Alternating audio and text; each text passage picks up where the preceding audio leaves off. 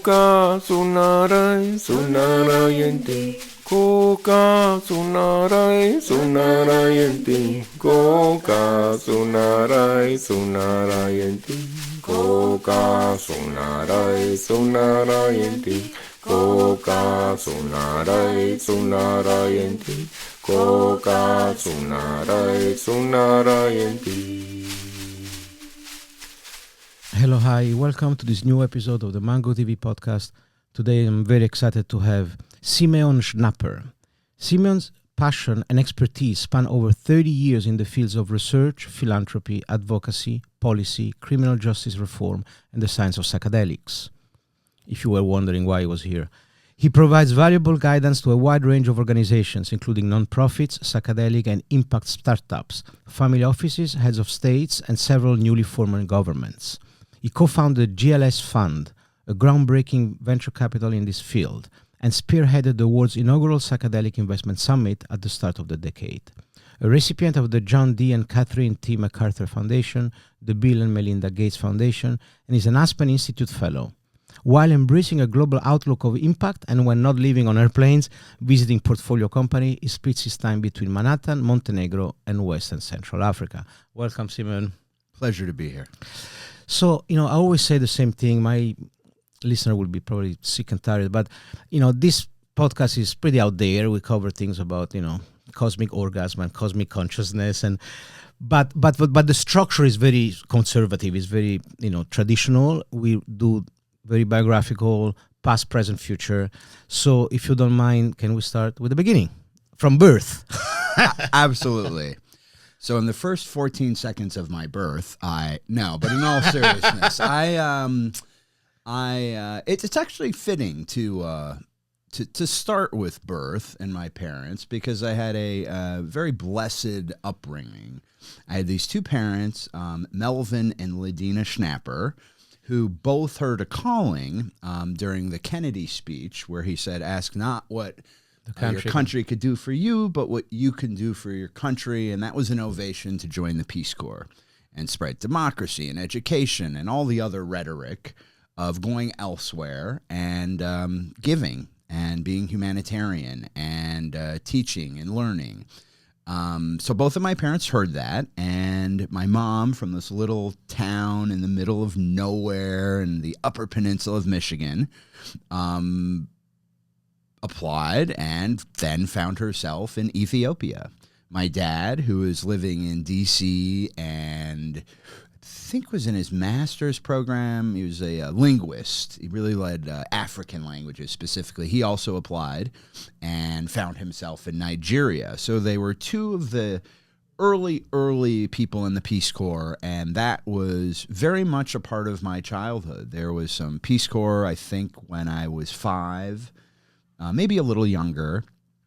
We were living on the island of Apia in Western Samoa, and it was a Peace Corps gig. So in Western Somalia? Western Samoa. Samoa. So it went to the South Pacific for, I think, I'd have to look into it, but there was something like training and where they became like directors or a little more senior, because Peace Corps is usually, you do your 2-year gig, you help with agriculture, education, or whatever the subject matter expertise is that you bring to the table, whatever the country is that needs it.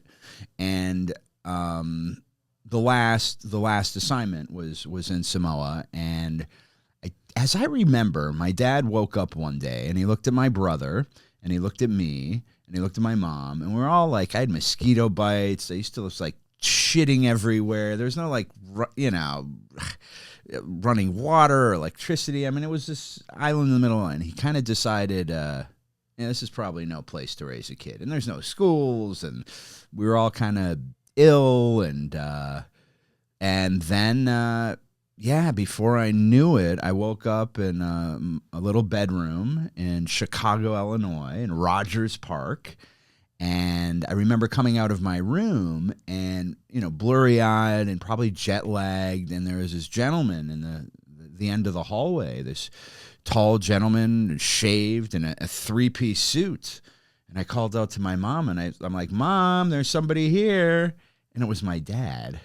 And I didn't recognize him because just the day before, he never wore a shirt. He, the wrap around him, a big beard. We used to walk and get water at the local well and then bring it back. And he started a gig in basically corporate America. He was always fascinated with humanity and organizational development. So he started a gig at a pharmaceutical company in a suburb of Chicago, reporting, I believe, to the CEO or president at the time, a guy named Donald Rumsfeld. No. Which, there's some history around that name. Wow. But he just liked humanity and how do people communicate and talk to each other. And that kind of began my early life, and it was in Chicago. But throughout that entire upbringing, and it's certainly that neighborhood, Rogers Park, which I believe is still the most ethnically diverse neighborhood in the world, I got to grow up with all these different ethnicities. So it's kind of like this mini Peace Corps. Yeah. And after school, I'd be like, what am I hungry for? Like, let me go to Rosalie's house because I like Filipino food. Or, let me go to Mario's house because I like Haitian food. Or let me go to Nick's house because I like Greek food. And also during that time, there was not a single day growing up, because I went to grammar school and part of high school, and then moved to Africa on my own to finish high school. But there was never a day where there weren't at least several refugees staying with us, predominantly African, Ethiopian, a lot of Nigerians. So it was kind of like from birth to 5 to even Chicago. It was a very internationally informed humanitarians who cared about helping people more than money. Yeah, so that was kind of like the early life, and somehow sculpted who I am, and, and why I got into psychedelics. Yeah, I can see all these themes of helping other, diversity, open-mindedness, cultural conditioning, and also the corporate aspect and the three-piece suit, and it makes sense that you are a psychedelic investor. but how did you get interested in consciousness?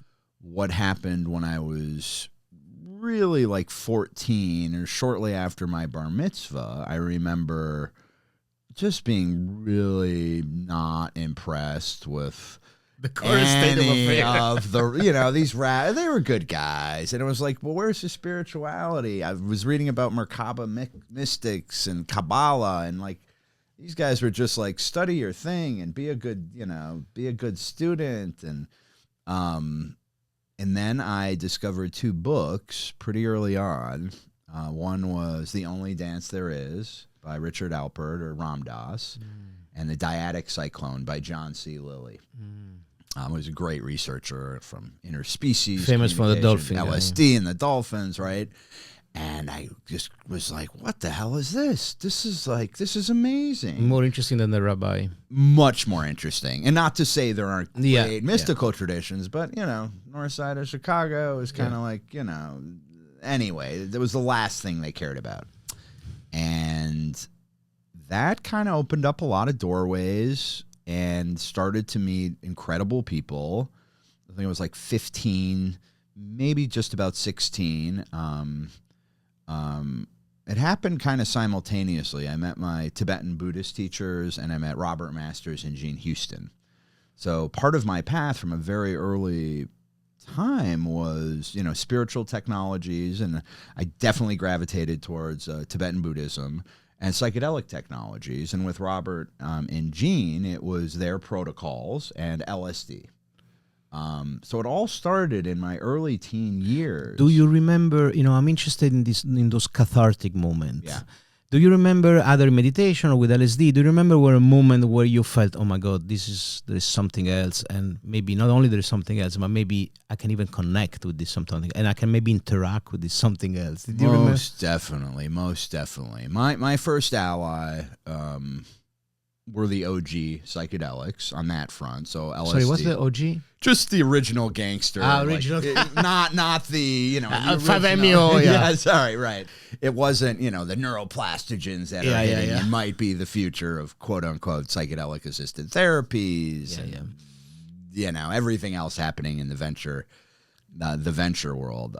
Mushrooms were obviously a big one. I started to explore that. But where are we now? Pretty early, 14, 15. I because I met in Ghana. No, this was in Chicago. In Chicago still. Ghana Okay. wasn't until 17 where I, got introduced to Iboga for the Oh. first time in a very different context and Oh, wow. other African, psychedelic medicines. But, in Chicago, just in, high school, living on the north side, it was, the quote unquote OG psychedelics that you could find. And I met these great researchers. So that was one path, studying Buddhism and, any world religion. I remember there was one day I went to, the morning was a Hindu temple. The afternoon was a Pentecostal church on the south side of Chicago. In the evening, we're visiting Tibetan lamas. And I just wanted to know everything I could about not the belief in God per se, or the values, although that was all very fascinating. I wanted to, how do you get to these mystical states? How do you get to happiness? How do you get to, profound sense of connection with humanity and yourself? So I was exploring every religion. Didn't matter how ridiculous or new or old. And at the same time was exploring every psychedelic I could. And had a whole trip journal. I should have brought it. I just rediscovered. But do you remember one experience where it was the most memorable? I would say the mushroom experience. These are early, and I've done. I stopped counting in the thousands, right? And it's usually the first time you try any substance because there is a unique quality to each of them, right? But mushrooms was the first. I think I was around 15 and. It was a very cold day in Chicago. Big dose, medium dose, do you remember? Huge dose. Like it was just 5, a bag. 7. I don't know. It could have been a gram of Jedi mindfuck or 50 grams of golden teacher. It was, you're 15 in Chicago. It's like, what a here's a bag of you don't mushrooms. measure. I didn't, You don't I measure. didn't have microscopy. There was no mass spec I had at my disposal. We're studying the biacetane levels as it relates to the Salatin, uptake. But I took a lot. And I remember going to Indian Boundary Park. This was a park I live nearby. And I remember just lying in the snow. And it was a really cold day. But because of, the mushrooms, I was really hot and had a jacket and everything. And it was just this, one of those epiphanous experiences where the entire universe came into me and I had recollections of why I was born or why we came back to Chicago, which had very deep roots with the Potawatomi Indians and other native tribes. So whether real or imagined, that was the experience coupled with this kind of voice that happens with mushrooms. It's almost like a third person voice you could talk to and console with, which is very different than other modalities of psychedelics that I've tried. But the psilocybin and the mushroom one was definitely that first when I was 14, 15, and just exploring. That was like, oh my God. So you think it was a mixture of past life regression, or how do you explain rationally? I know it's impossible, but what's the best way you can explain this third voice? Is this some sort of cosmic consciousness, mind at large, like Jung would call it? Yeah. What's your interpretation? I think it's that. But it's also is very personalized, and I hear that often, whether it's with Mazatec or, hanging out in Oaxaca or, those who are really good. I've heard very different descriptions. For me, that was very connected to me. It was universal, but it was like personalized. Yeah, your for soul Simeon, journey, you know? Right. It was like, and I could talk to it and it would talk to me in a sense. It wasn't like a imagined, it was more of a just this knowing and this great caring and this great inquisitive support, almost a mentor. Metzner call it your higher self. Yeah. Like what, we have a friend, Anton, who's also a big investor and psychedelic investor, and he's really interested on this idea of entities, and I remember Metzner saying, you can call them entities, but really it's your higher self. Yeah. And so that's interesting.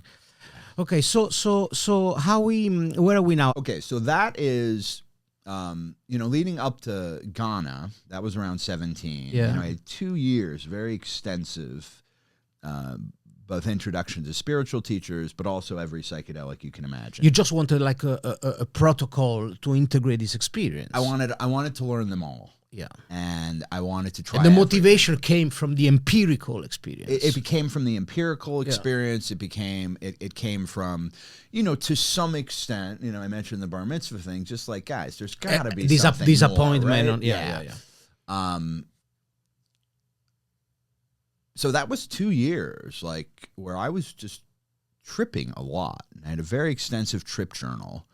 Another anecdote before I go to Ghana, just because it's funny, was my sophomore year of high school. I remember it was the first semester, and it was English literature. And one of the books that one was assigned to read was Aldous Huxley's The Doors of Perception.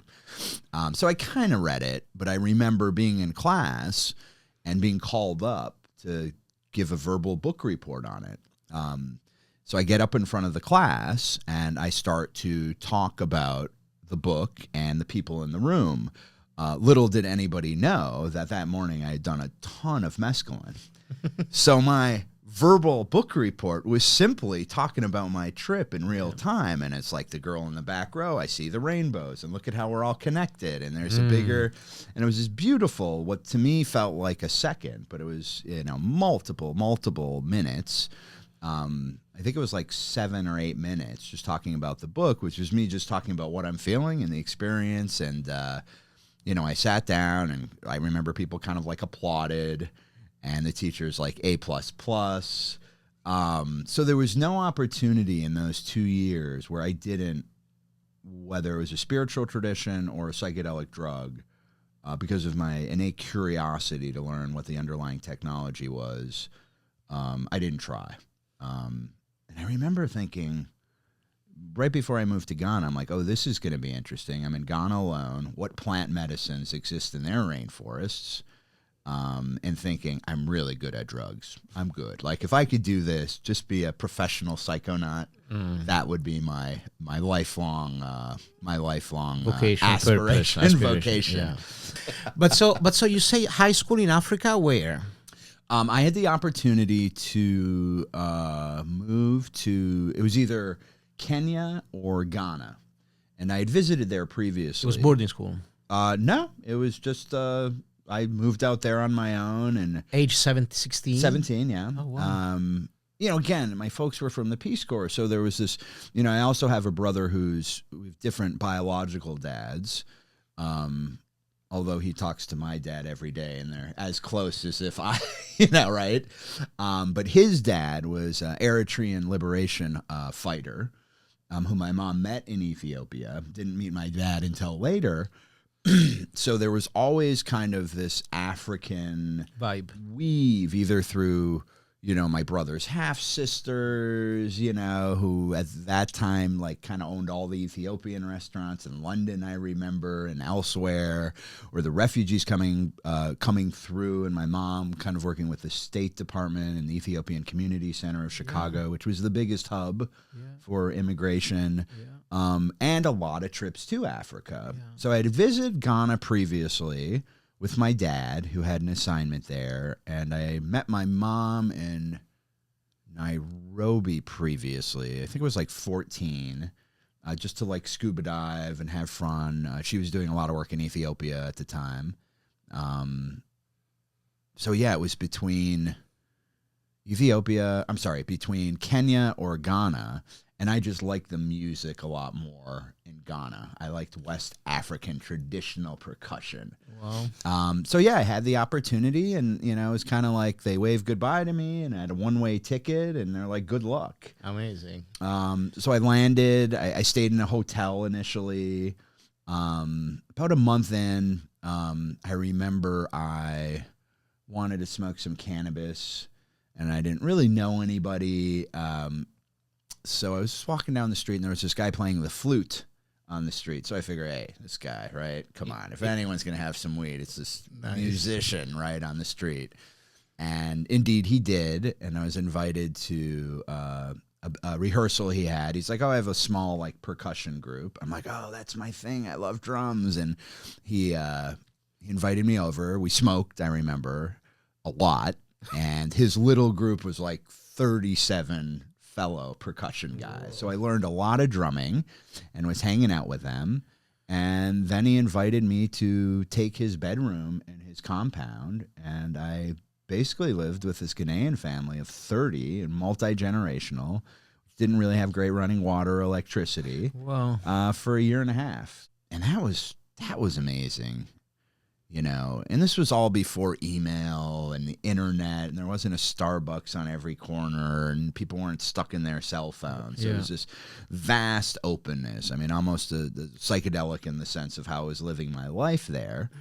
And being introduced to, you know, indigenous and several West African traditional religions. But I also got to go all over Africa because I had this, you know, other than doing a play or writing the advice column for the school newspaper, had a lot of flexibility, and the dollar, you know, went a long way over there. And I'd just hop on my motorcycle and drive across Africa. And when I got tired, I'd pull over, and there's usually some village, and the villager chief would come out, and he'd say, and the kids would come out, and they'd never seen a white guy, so they would want to touch my skin, and I'd be offered a hut for the evening and a meal, and what a great just continue teenager on years. my way. It was great. It was absolutely great. Yeah, and college, university? College, I was, you know, there wasn't the type of education in Ghana at the time that I wanted. But also in Ghana, I met the head of all of Africa's TM movement, Transcendental Meditation. And he taught me a lot. You know, I should also add that in the school, I remember the headmistress's assistant, this wonderful lady who became, you know, kind of like it's like, who's this white kid who's 17 living on his own? Like, so I'd go over to her place once a week for dinner, and she's like, hey, do you have any intention of going to Oxford? And I'm like, not really. Why do you ask? She's like, well, you know, technically, this is a British school system, so you'd be in Form X, and the equivalent of a senior in America is like you've already kind of completed it. Oh, wow. So she's like, you end up in Oxford? No, I didn't end up in Oxford, but she said, you're kind of done with school unless you want to go to class here. And I'm like, not really. Not really. but the school was great because whenever I got homesick for Western trappings, it was, you know, students of diplomats and, you know, corporations that were there. So I can go to school and say, hey, can I crash at your place? And the parents would be like, where are your parents? Like, stay in our guest house, like, do your laundry. But I also had the opportunity to write for the school newspaper and produce and direct and star in plays. So I'd go back to the school often, but just for extracurricular stuff.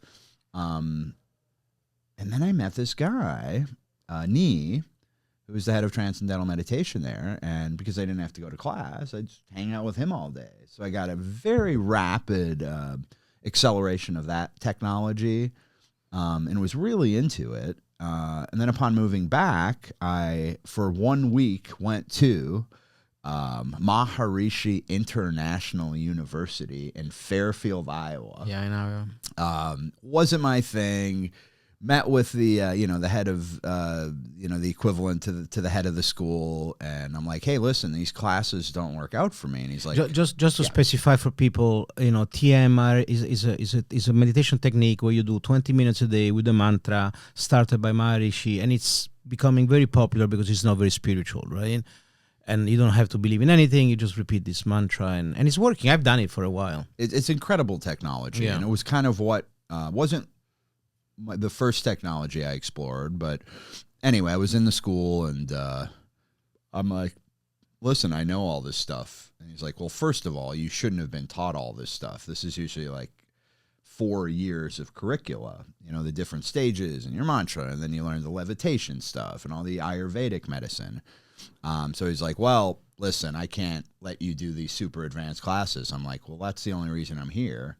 Was too structured for your free-spirited approach. No, not even that. I mean, yes, but it was more of like, hey, I came here to study these technologies. And they wanted you to do more pre-work. They were like, you already did them all. Yeah. Like, this is stuff we can't teach you until your fourth year in this program. I'm like, well, then, Yeah. And where did you go after? Columbia College Chicago. It's a film and theater school. Films and theater. Yeah. And that's a 4-year, it's a BA?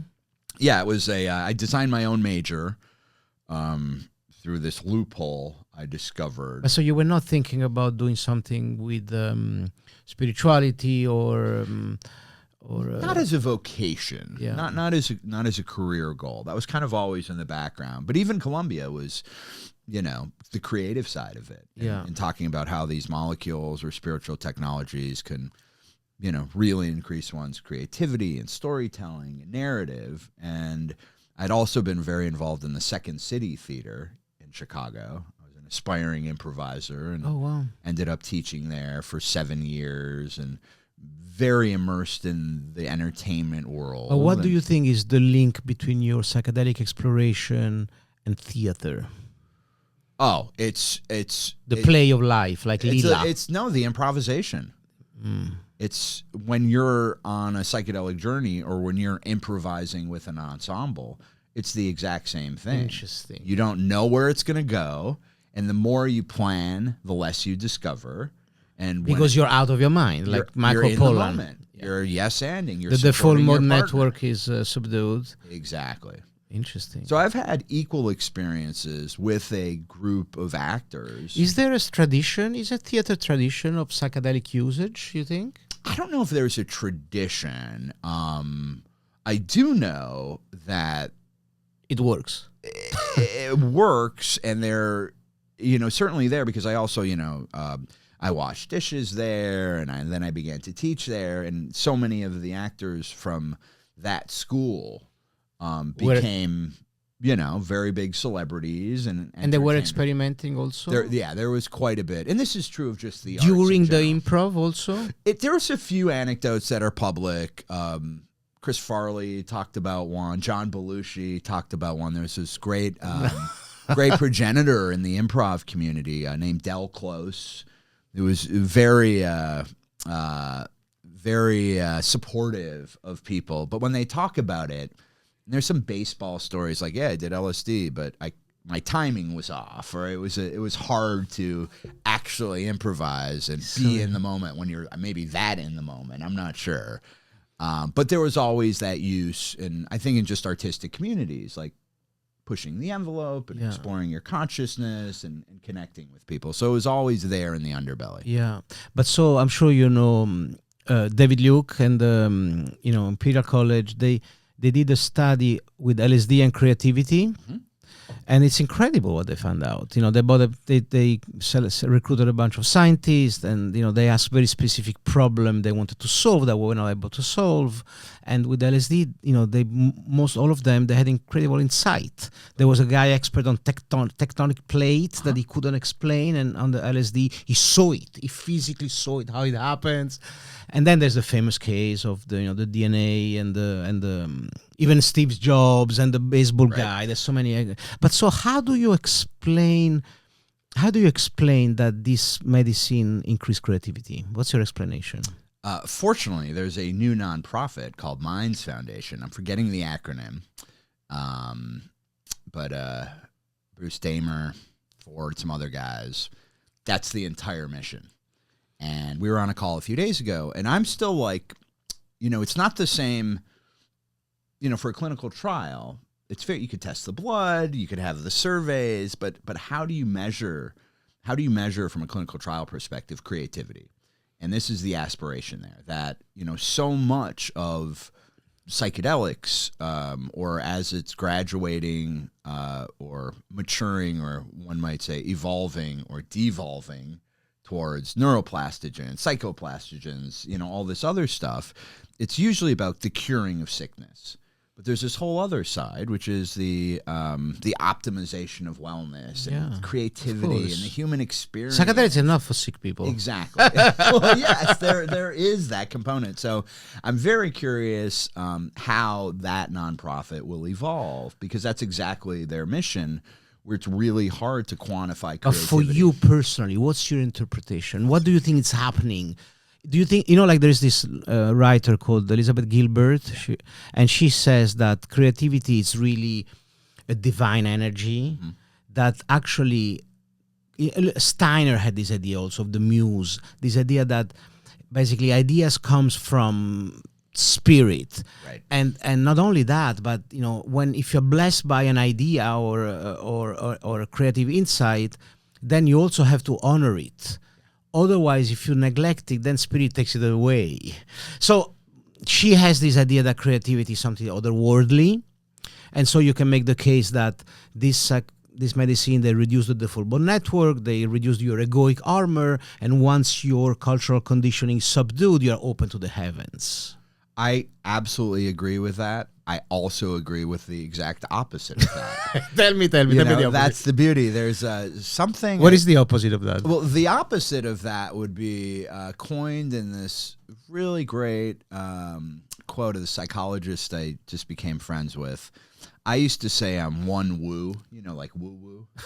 I'm like, I'm just one woo. But this was only a few weeks ago. It was at a psychedelic event in the Bay Area, and was dancing on her dock in Sausalito. It was a headphone disco party post-conference. Everyone's getting to know each other, and she's like, I'm actually woo and true. And That's I go, so what is interesting. that? She's That's like, so well, funny. the woo is a thing, but you got to have the data. You got to have the true. Like, there's got to be a way to prove this or disprove it. So totally agree, and I've gone down every rabbit hole of the most arcane and crazy, the mediumship, the universal, the Steiner references, etc. But then as science comes into it and all these amazing technologies that are able to prove how it works, whether it's a biochemistry, whether it's a neuroplasticity, whether it's connecting with other human beings and you can measure that. Co-regulation. Yeah, I'm like, no, there's got to be a way. I mean, in the same way we thought like germs and like, well, you can't see them. How could they be real? Yep. And now it's like we look back on all these things, and I think we'll look back and say, yeah, this is how to run a clinical trial of God or the Spirit or so the fill in opposite, blank. the opposite of my theory, if you want, was that it doesn't come from outside, but it's come from inside. That's the opposite. Inside, and you could tie it to either biomarkers or blood work or whatever those things are. Biological symptoms. Exactly. Yeah. Exactly. Interesting. But so let's get into what happened after theater. How you got into investing? Yeah. There's probably many years in between. Actually, there wasn't. There Okay. wasn't at all. I finished my undergrad, which was a self-designed major, which fused academic computing and the theater department, mostly because there was a scholarship program. And I remember going to the admissions office and knowing that college was more about the social side of it, and I could learn any of these things on the via books. There wasn't quite the internet then. It was just starting. So I created a self-design major called computer-controlled multimedia for the stage because I knew I'd win the scholarship because, like, who's going to apply for that? But I also really like technology, and I really like the arts. So upon graduating, I started to go to graduate school. But I had already In Chicago, but I already started my first business, and I remember a call came in. Netscape hadn't hit, the World Wide Web hadn't hit. I remember Netscape. But Jim Clark. Yeah, exactly. And I had an early beta of it, and I was doing Gopher work, which was a database technology that That was the beginning of the internet. Beginning of it, and I remember people coming into the academic computing lab with a version of Spyglass, this really early browser, which was the basis of Netscape, which was like, I think, the first commercially available browser. And there was this feeling when I looked at hypertext transport protocol, because Gopher was a different protocol of delivering, zeros and ones across a network. And I was like, holy cow, HTTP, hypertext transport, the it's the beginning of every URL. You type in http:// right, www. And I'm like, this is going to be huge. And that was my senior year.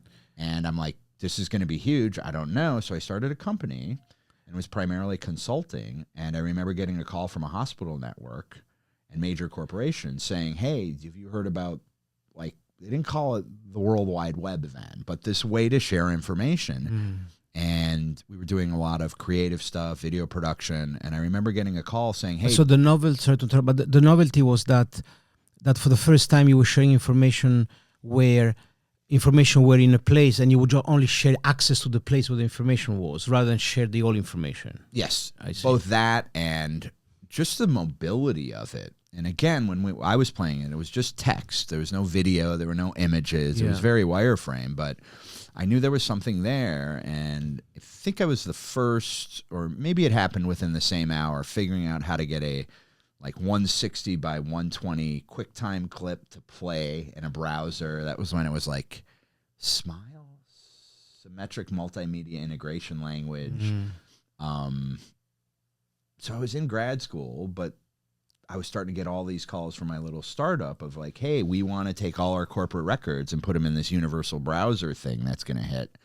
And that was kind of the beginning of like my first startup and my first kind of entree into entrepreneurship. But how old even were before you? that, How old were you? that was, 21. 21, You know, wow. kind of the beginning of it. But even like going back to the playground, in grammar school, I was like, hey, if I buy a Snickers for a So you had nickel the and I sell it for entrepreneurial 10. spirit. Yeah, I've always liked that early stage entrepreneurship. And then later it was capital markets. But yeah, it was kind of always just like the And business psychedelic investing, where did it start?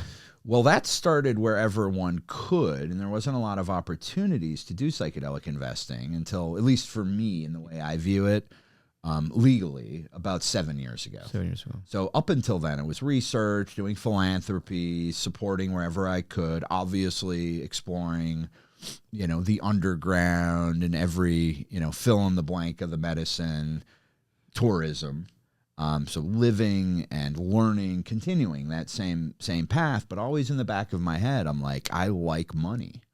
Like I've always liked two things since I could remember: drugs and money. But the money not by itself, as a mean for what? As a means, and the energy of it. Yeah. The energy, The agency of it gives. the agency of it, how to use it for good, how that even the most It's empowering, staunchest anarchists still use money or the concept of that money or transaction. Not neo-colonial extraction, right? But just like that's a language you can agree to. And I'm saying money, before there was money, it was trading or bartering. It connects humanity. It's connects a value framework. So I've always kind of liked that. And I've also liked the creativity of an entrepreneur who has an idea and then makes it a reality. Totally. And I've had a couple of very nice, quote unquote exits, but I've easily had a dozen really successful failures where I was just totally wrong and I lost everybody's money and the product market fit and the timing and all that. So leading into, seeing these signals about 7 years ago, I was like, great, here's the drug side and here's the money side. And on the money side, it was two things, probably more heavily weighted in the early stage entrepreneurship, and where we, from the fund perspective, tend to invest is in early. We're like the first check-in. I like being in the trenches those first 2 or 3 years with the startup. Okay, but so I want to talk about the fund in details, but just to clarify how you got there. So you had from, 10, 20 years of different startup, different exit, a couple of success, a lot of failure. I know that pattern, and then so you saw that the psychedelic renaissance was happening, and you saw this opportunity to, integrate your two passion, which is the psychedelic medicine and then entrepreneurship, the money making. And so how did you go about it? I mean, there was already some funds, there was already maps, there was already Amanda. Yeah, I mean, to some extent. I mean, again, like whether it was maps or Beckley. Amanda and everything under the Beckley umbrella, was more research, right? There weren't venture deals. But wherever there was something close to venture, which, although it's a completely different domain, I'd participate in it from a business perspective. So I sold the company in Shanghai in 2007. I was living, doing a lot of philanthropy in Tibet, building monasteries. Which company was that? It was a company you'd never know the name of, and it was really just making consumer product goods. Consumer product goods. It was, razor thin margins, but we were shipping 40-foot containers every second to major retailers. And, I was the American business guy in Asia. Yeah. And I had the opportunity to sell that. And in 2007, I'm like, hey, I've liked these two things. Yeah. What can I do? So I moved to Venice Beach, California, and I opened the world's first psychedelic art gallery medical marijuana dispensary. Oh, wow. I remember. It was 2007, legal, sold it in 2012. Yeah. And that was a opportunity to make some money. It was still on the marijuana. beachfront walk?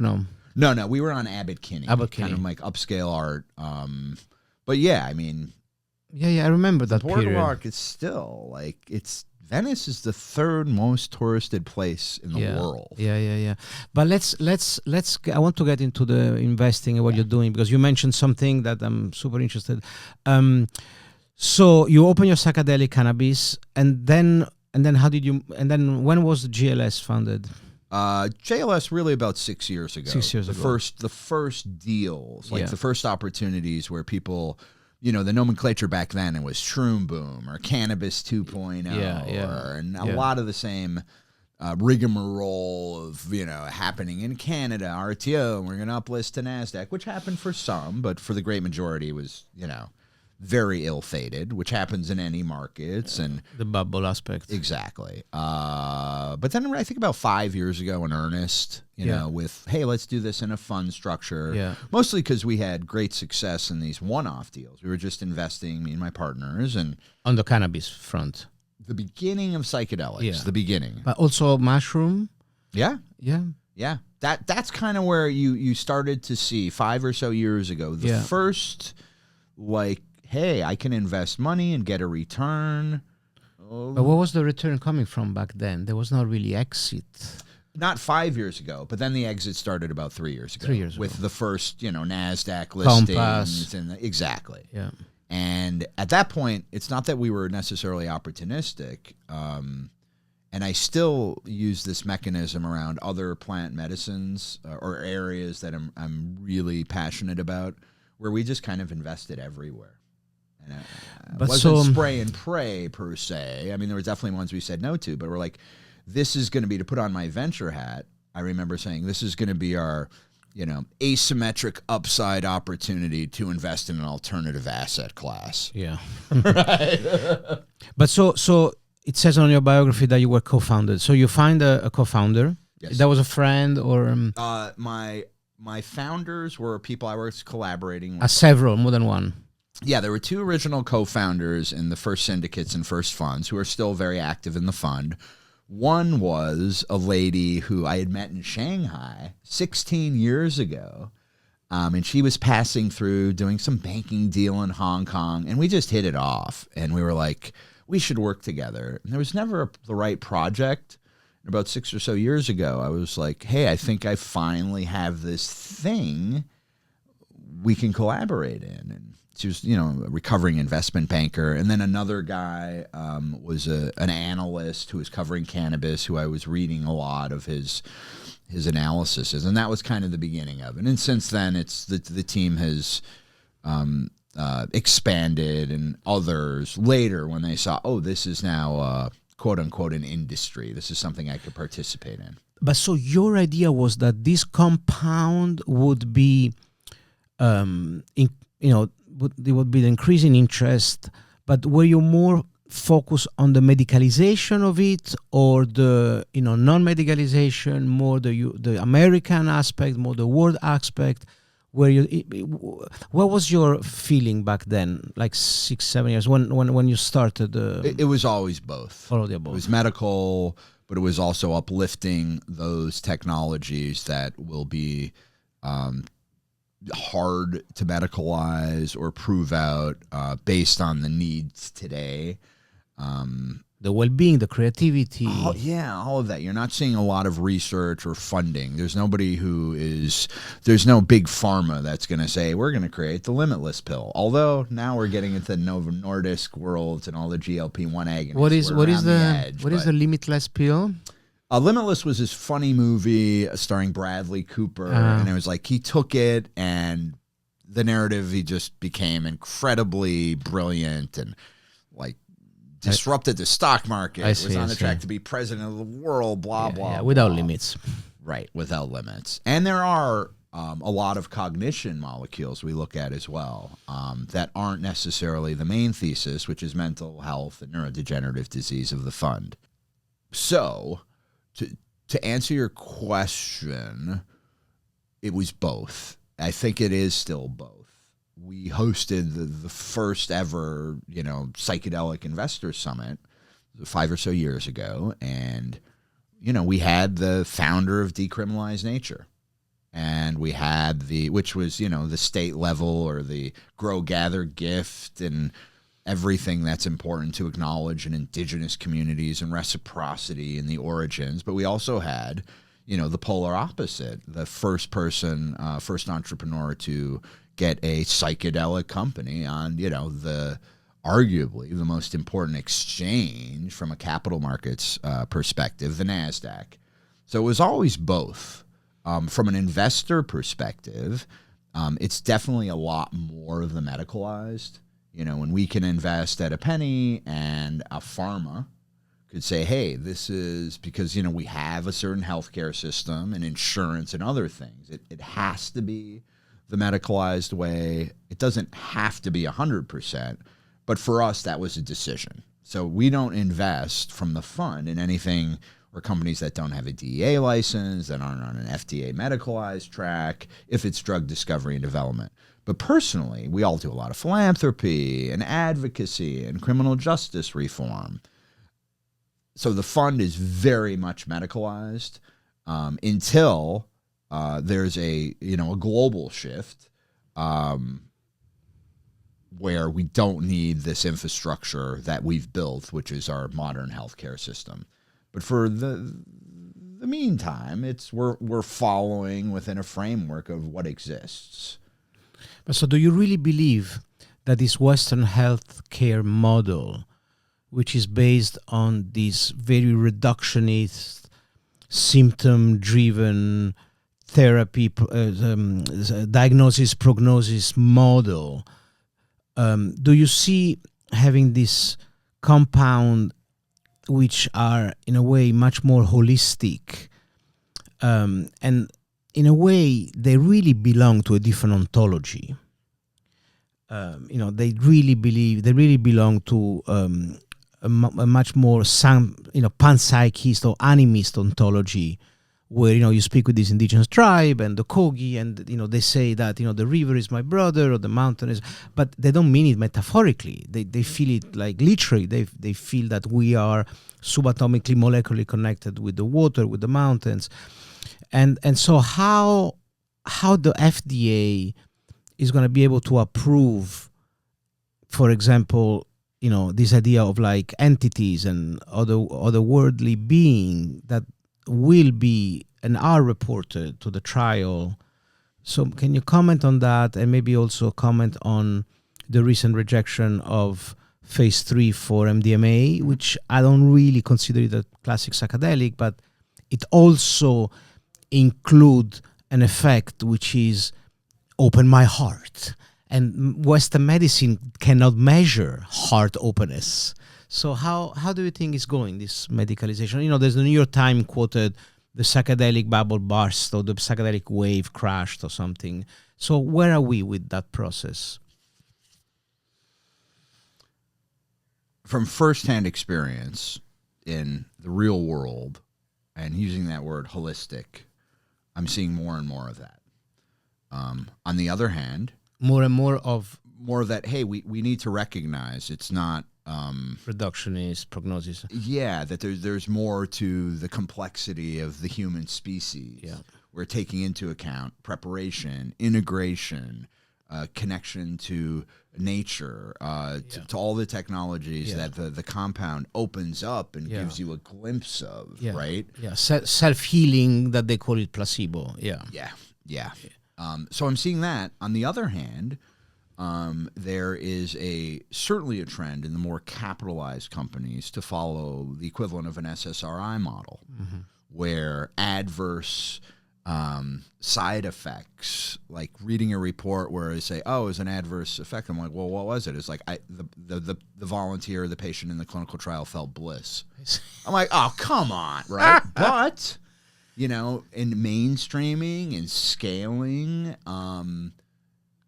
it helps to categorize them that way. Exactly. So I'm not this stuff takes time. And maybe to answer the second part of the question, like, I was not as despondent and disgruntled and upset about the FDA's response to the phase 3 trial as I think others who are newer to the space. It also felt quite nostalgic, as it felt nostalgic in other areas under MAPS umbrella, like cannabis. That's always been a part of, their kind of goals. And just recently, just yesterday, I think there was like, now we could study cannabis medically. And so to me, it's this takes time, and you have to be patient. You also have to move fast and have creative urgency and be smart. But this is a long road of changing global perspectives on how medicine works, on how health works, on how curing works. So it's kind of going to be both. It's going to be medical, and it's going to be more of,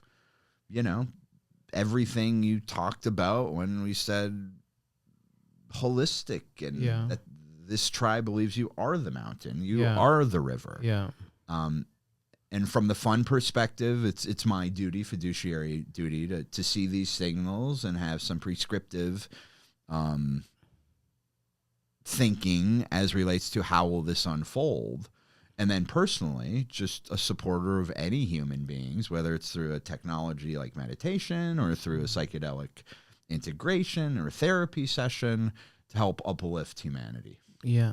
But why you say you were not disappointed by the FDA rejection of phase 3 as others? I don't think I was as disappointed because it was familiar.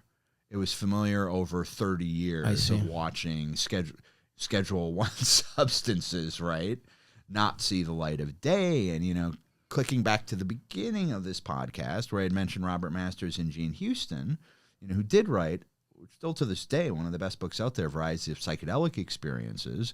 They were part of a lot of clinical trials that had great efficacy before Nixon and the Controlled Substances Act happened. So there was kind of a nostalgia to, hey, this is not new. There's these government bodies, and it takes time, and you need to be patient, but you need to show the woo and true. The woo and true. And also some people I heard that were actually maybe not pleased, but a positive interpretation of that is that they wanted more research to avoid what happened with ketamine, which already has been abused.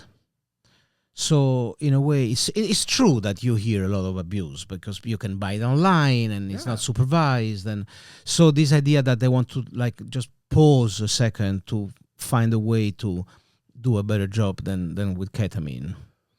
This is true of so many approved drugs, though. Exactly. I don't know if that was a huge contributing factor. Because anything else is abuse, like oxytocin. Everything, I mean,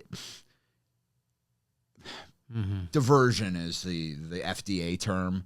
It's like, wait, can these, we're using it for this thing, but can they be diverted to the underground, diverted to the street, for recreational use, or non-medicalized use, or use that leads to addiction?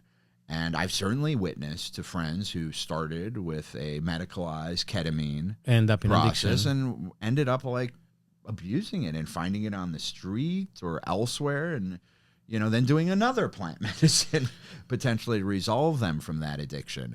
But the FDA, I'm not going to make the same statement about the DEA, but I get to talk to a lot of these entities. The FDA is not like, in my opinion, it's a very noble organization. Like if you study the history, it was like, we want to make sure your food and your drugs are safe. And it's very rigorous. And you need a lot of on the woo and true, you need a lot of the true, you need a lot of the data, and you need a lot of the data sets. And just researching, when and how it was created was because drugs were put on the market, thalidomide babies, right? Like if you ever have looked or talked to someone who's been part of that, and this is true of other drugs that get into the market, they were following a framework of show us more, show us all this. But I don't think it was as much necessarily the diversion than just show us more and more. And it's not... There were more data. Exactly. Because they also thought that some of the data might have been, what's the term, maybe, influenced by the enthusiasm of the facilitator. Right. And that gets into how do you truly do a double blind with, there's that meme going around where everyone's dancing and then the other side of the room, it's they're like not. sitting it's like, there. I wonder who had the placebo, right? I mean, it's so obvious with psychedelic molecules that there's it's an nice. experience. It's nice to hear some positive words about the FDA because people seems to what I read is that a lot of drugs approved are actually withdrawn from the market. It does happen, but there's nobody I know at the FDA or even over their history. Definitely some bad actors. That oxytocin was on the market, which led to the fentanyl epidemic, yada yada yada. But most people, and I know people who are applying for a job there because they see it and they're like, wow, I could really help to make sure that I have lots of respect for the institution is protected, and nobody's making. If you look and you go to FDA and just look under their job resources, they're public servants. Obviously we're having this podcast within, a couple of weeks of an entirely new administration, which I'm not even going to comment on that, but government agencies and those who go to work for government, 11 times out of 10 are doing it because they're noble. Yeah. This is the system. I want to make sure that I can be a part of an organization that makes sure mothers are not taking this and having thalidomide babies. Right. Yeah. So I'm a big fan, even if there's corruption, even if there's lobbying, that's not the core, that's not the base. Even the DEA, right? Which again, you could go back to all the scheduling, but talking to friends who've been there or are there, like it's noble on the surface. It's like we don't want people to OD. Yeah. We don't want the cartel to control a great percentage of, again, this is very U.S. centric, but there's equivalent organizations. And then how do you work with them? How do you bring everybody under the tent? And that's where the data, maybe not the woo, but as I started my fund, I remember like the first call was a little over 5 years ago, and it was with a triple acronymed agency. And the first call, I'm like, hey, I'm doing this. And they're like, okay, well, there will be guidelines around this. It'll be medicalized. We'll need a lot of data and a lot of tests. And there's a stigma of the Controlled Substances Act and the war on drugs and all of that. But there had not been a single call where within a minute into it, there was like, hey, off the record. Yeah. And when you're hearing it from those people and they're saying, hey, I have a spouse who's really in rough shape. She's drinking all the time. Or I have a kid who has suicide ideation. Or I have... again and again. So even within that framework, the people who are the levers of control, who came there initially with noble intentions, are aware, are saying, how do we move this forward? Because their goal was the same goal when they started at the agency, which was to protect the citizens, at least in the U.S., under the FDA, whether it's food or whether it's drugs. It's nice. It's nice to hear. But so... I know it's a difficult question, but what would be your guess now for MDMA approval and then psilocybin approval timing? Well, you can already see evidence of the latter happening. We had another blow with Massachusetts, which would have been the first East Coast state to approve a regulated framework at the state level for psilocybin-assisted therapy. But, as I see the progress, which doesn't happen without a bunch of hiccups and 2 steps forward and 1 step back in Oregon and Colorado. And again, I'm just talking from a U.S.-centric lens here, you see forward movement, of course, there. On MDMA, which you can't. Sorry, what happened with Massachusetts? Why there was a blowout? There was a setback. A setback. So now we're going to have to wait another year or two or longer to do what happened in Colorado and Oregon, which was the decriminalization. Not just the decriminalization, because that's separate from regulation. Yes. So they were going to regulate it. Where right now, and regardless of equitable access, regardless of cost, regardless of all these issues that need to be corrected, right? You can go right now to Oregon, for example, which was the first state under 109, and then they had the 110. But under 109, you could say, hey, I want to try mushrooms, and you can do that legally under state law. But not on your own with the licensed therapists. This is where the protocols are getting a little like, hey, what is that level of facilitation? How much therapy? Where it could be very minimal. Like, hey, I'm a practitioner. I need that support. We need to log it. We need to regulate it.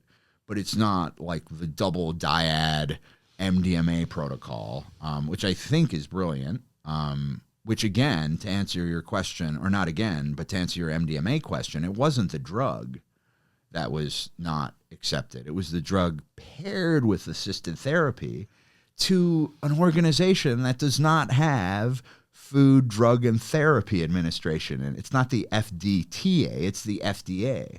So I think a lot of the dismay and a lot of the why wasn't this approved is because it's by an organization that's never approved therapy as an adjunct, as a core part of how this medicine will be delivered. I see. That's very clear.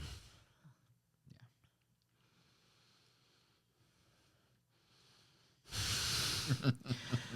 Okay, so Massachusetts didn't accept the same state law that Oregon and Colorado has. Correct. And so it might have been pushed back 1-2 years, and the reasoning is the same that you just described. I think the reasoning would be, I mean, this is just my opinion. There was a lot happening in Massachusetts, because again, it always comes back to one's beliefs and humans, especially when a bill gets passed, right? It's people on a podcast or in a room saying, hey, maybe we should do this. It would be better.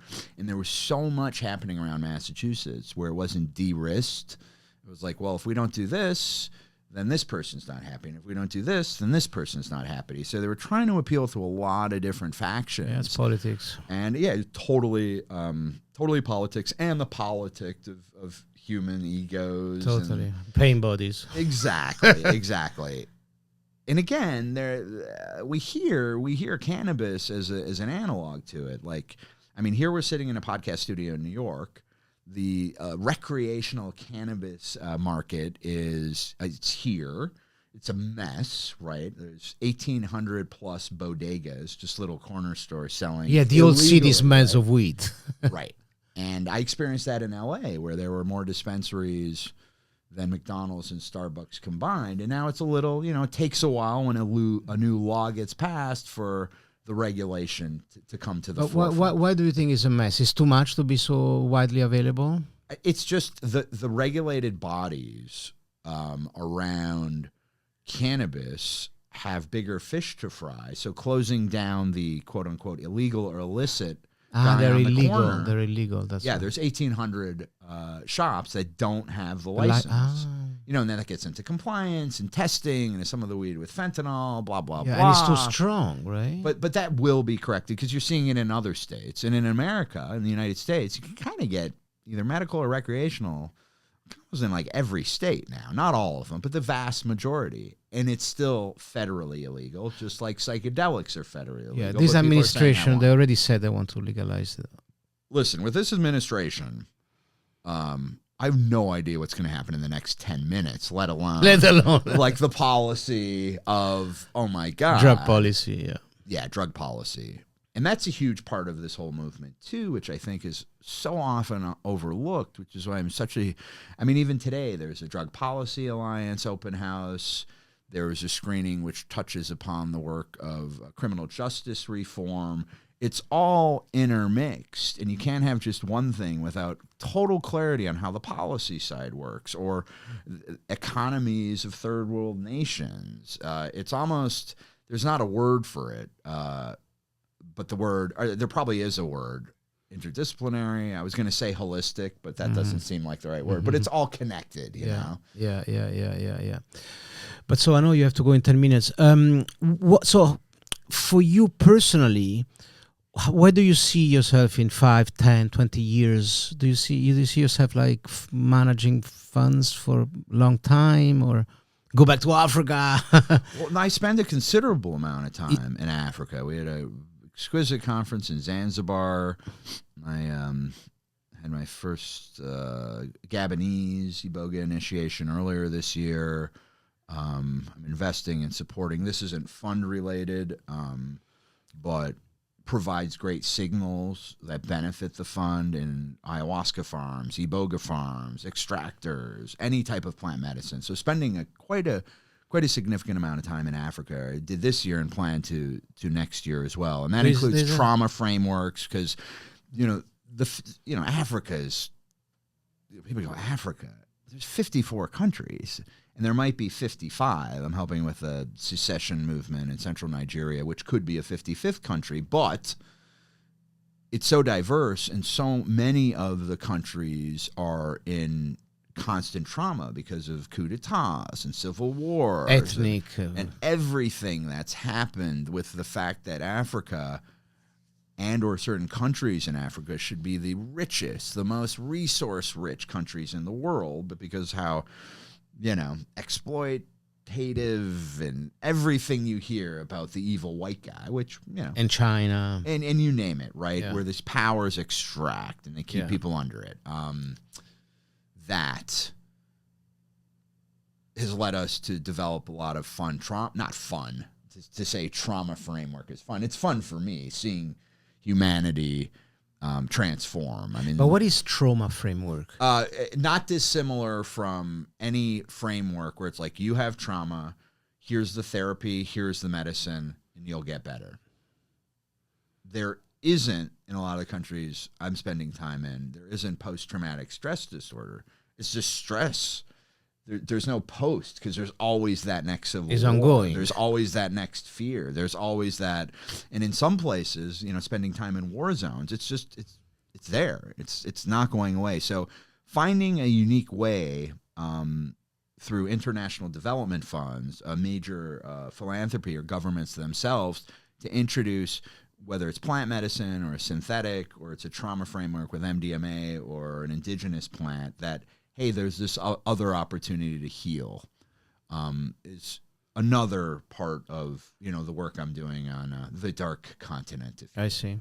So you indirectly answer my question. I asked, how do you see yourself in the future? Will you still investing money? And you said, listen, I'm already not just investing money. Right.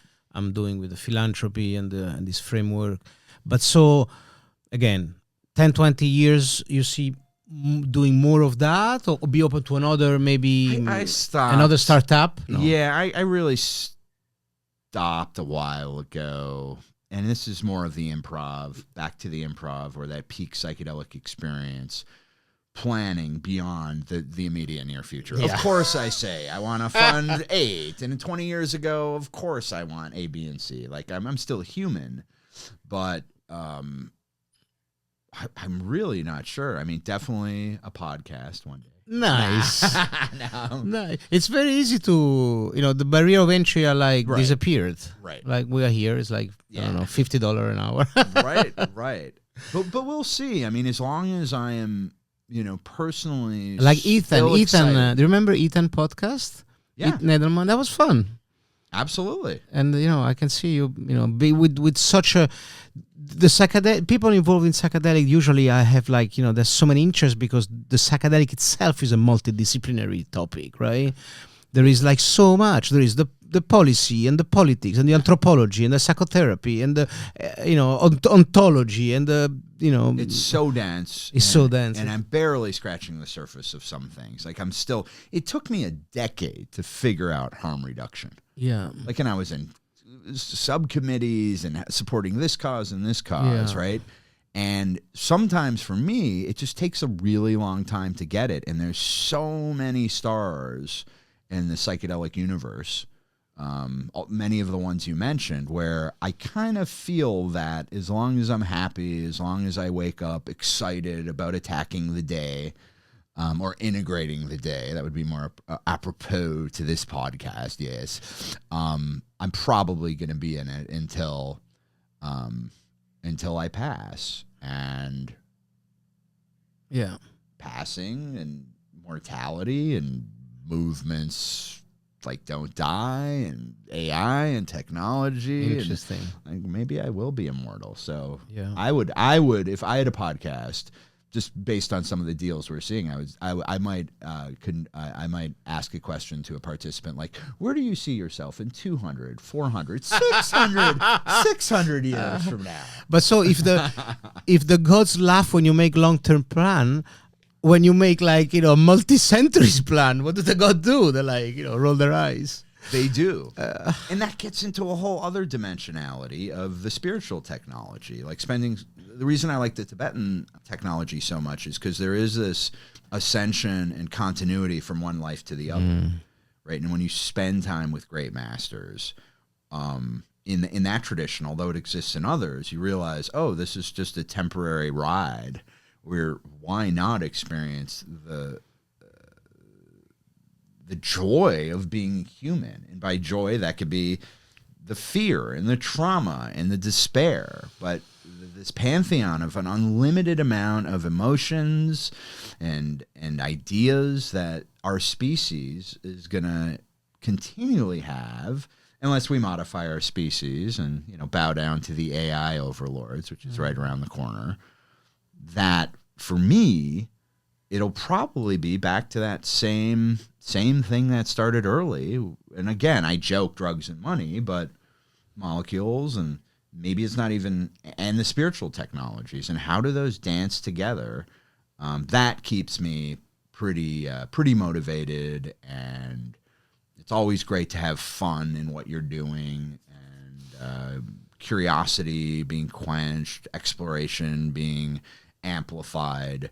So yeah, whether it's 20 years from now or 200 years from now, I don't necessarily see, because it has been a lifelong journey, and I'm still barely scratching the surface on all this stuff, whether it was the money side or the drug side. So, yeah. Interesting. But so let me ask you the last question, which is something very close to me. When most people, when they hear the term psychedelic assisted psychotherapy, they focus on the word psychedelic, but that's a mistake because the important word is psychotherapy. But so, to what extent do you think that recent discovery in the autonomous nervous system, and Van der Koos and Stephen Borges and Peter Levine, they talk about this trauma is not just an idea in the mind; it's actually a neurobiological wounds, like physical, real in the nervous system, and what has been a wound that has been caused emotionally needs to be healed emotionally. And so sometimes this, psychotherapy, even with psychedelic, might not be somatic enough. What I've seen with my own experience, and my wife, she's a Gabor Mate psychotherapist, is that you really see people, healing their emotional wounds with the somatic work, with the help of the body. Where do you feel it in the body? And do you see around psychedelic therapy more somatic therapy of this kind? I'm seeing two different paths, right? You're definitely seeing a trend towards the SSRI model, where it's just treating the symptomology, right? Yeah. And I can have a pill a day, and somehow at a microdose or sub-threshold dose, and that's not really sustainable, right? The jury is out. The jury is really out. I mean, so many of our investments on the drug discovery side have been, I'm going to create that miracle pill that somehow solves all the symptomology, introduces neuroplasticity, and gives you a critical period and a window to get over your trauma with nothing related to somatic, with nothing related to embodying it. Personally, we'll see. We'll see. And even at a greater level, like when we look at certain indications, like, and I see new technologies coming into play, like non-invasive neuromodulation, which could have the same outcomes as psychedelics. But I also go like, why would you deprive a vet who's got PTSD and TBI, why would you deprive them of that cathartic moment of healing where you're totally in it and you're reassociating that trauma in a way?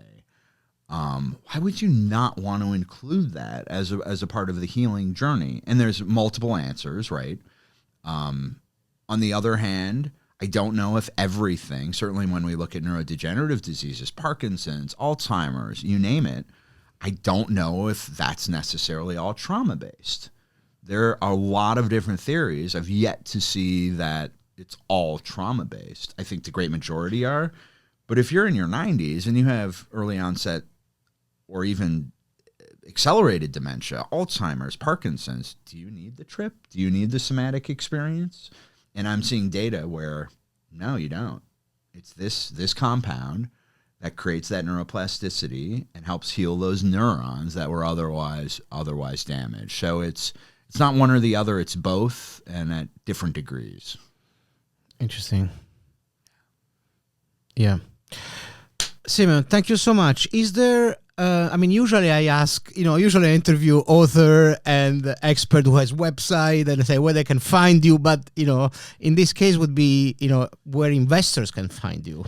Always open to talking to prospective investors or those who just want to see a lens of how to invest in the space and where money could be a positive factor. Nice. So I'm wildly accessible. Yeah. I'm the only Simeon Schnapper in the world. So, amazing. Googling me, you can find my contact information and all that.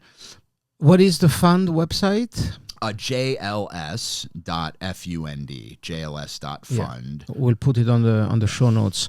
And also, if anybody with a little bit of agency that wants to help any of your philanthropic effort, where should they research this, the harm reduction, the trauma framework? Is there any way to donate to any of your nonprofit? Yeah, that list is in the hundreds. And, I have my favorites, right? One that I recently joined was Lucid News. I know you know Ken Jordan, yeah. And we shifted that into a nonprofit for a multitude of reasons. But I think journalism and, if narrative moves culture and data moves science, it's as important to have journalism and as close to unbiased reporting as one could have. Lucid News? Lucid News Community Media is the newly established 501c3 where one could donate. But even within that context, we're looking for donations that be a part of the community. So now as I meet people, and I'll ask this of you, when can I get the 1,500-word expert opinion piece that you will write for Lucid News as a contributor? That will be edited and fact-checked, but provide agency to the individual who cares about how narratives unfold, as well as giving you a community to talk about your unique perspective in the psychedelic renaissance, which kind of happens every 10 years. There's another psychedelic renaissance, if you will. So if I understand correctly, you're inviting people to contribute in any ways they can. And even with article that will be fact-checked and edited. Yeah. Yeah, nice. Yeah. There's that. There's so many great nonprofits. You had mentioned MAPS. I've been a supporter of MAPS over the decades. Of course, they're great. You had mentioned Amanda earlier in the podcast, anything in her universe. There's a host of great smaller ones that it's what drives you, and then just, email me and I'll be like, here are my favorite 10 that support A, B, or C. Yeah. Do you still have 3 minutes for me? Because I'm just curious because, the medicalization with the insurance and the SSRI model, okay, I respect that. And of course it's important, but I'm really waiting for a time where people can say, listen, this weekend or these 4 days, this bank holiday, instead of going back to the Bahamas or to Miami to party, I'm going to do personal growth weekend where I'm not sick, but I just want to check in and do like a regenerative program where I go 4 days, I do a dose of mushroom, I do some meditation, I do some stretching, I do some yoga. When is that kind of clinic open? There's hundreds right now. Already? I mean, we're here. In Colorado and Oregon? Colorado, Oregon. I mean, the underground is still... The underground, yeah, but not legal and yet. then other jurisdictions. But yeah, Colorado and Oregon right now are the two They're places. They're legal. You can do that under, a state-regulated model and have that experience. Recommend one for our audience. And if you don't remember, tell me later. It's just which one do one? I recommend? I recommend. That doesn't piss off the other 20 that said, "Hey, dude, come on, you're an advisor." But I would say look at either, because each one is also very unique. Yeah. But so I don't want you to put in trouble. Why don't after this you send me 5 names or 10 names, and we'll put it on the show notes. Perfect. Okay, Simeon, thank you so much for your time. Thank you for coming, and looking forward to be invited to your podcast. I love it. Okay, take care. Koka sunarai sunarayente. Koka sunarai sunarayente. Koka sunarai sunarayente. Koka sunarai sunarayente. Koka sunarai sunarayente. Koka sunarai sunarayente.